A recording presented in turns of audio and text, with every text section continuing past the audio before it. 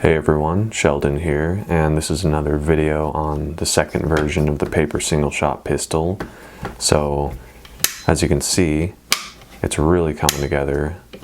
It's actually almost completely finished. So first of all, you can see this decent sized spring behind the trigger here, and it's actually very strong. I think I got it from Lowe's in like a pack of springs or something.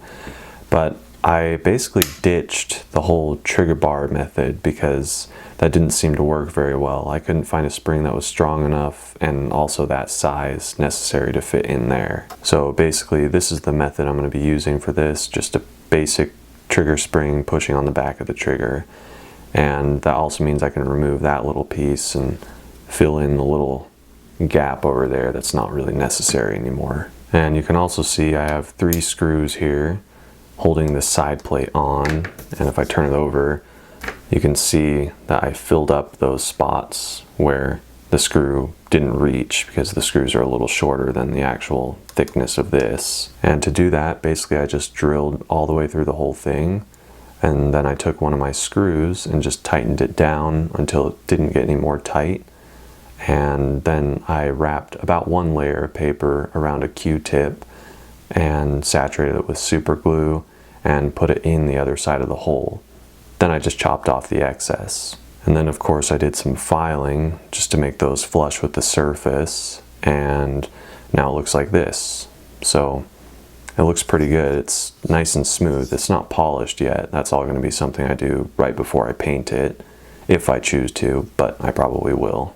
And since the main function is working now, basically I've just been going around the whole thing with little squares of paper and super gluing them down with a very thin super glue so it really bonds to the surface beneath it.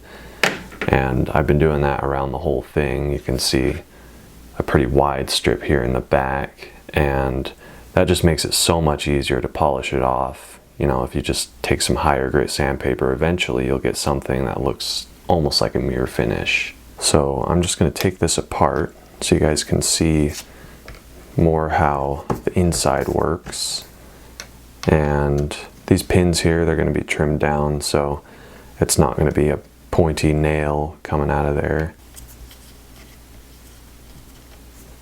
And then the side plate just comes off like this, and there's the internal mechanism. So the function of the trigger group works the exact same way as it did in the last video. And if you look in here, you can see there's a rubber band going from the hammer to that pin right there that has a small band of paper wrapped around the top so it doesn't slip off.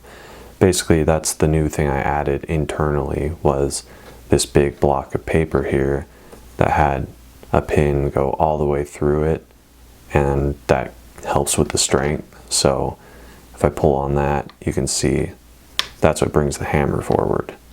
And if I turn this way, you can see that hole is still there. That was in the last video.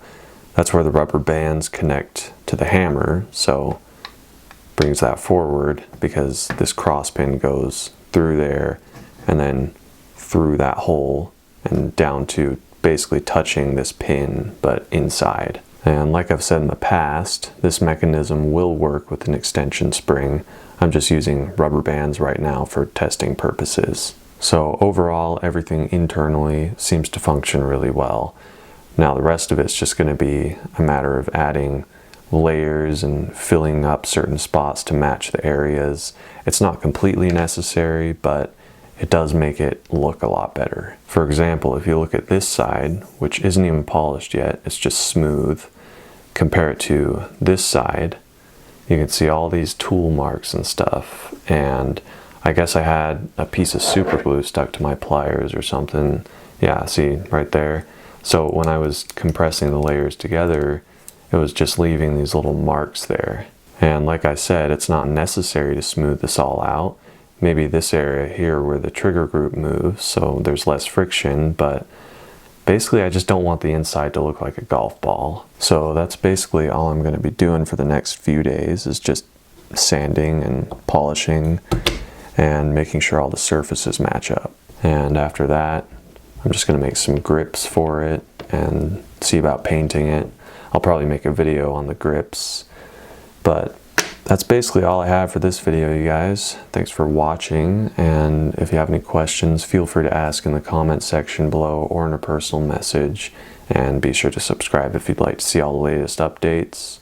And before I go, gotta get one more of these in. Satisfying. Alright, I'll see you guys in the next video.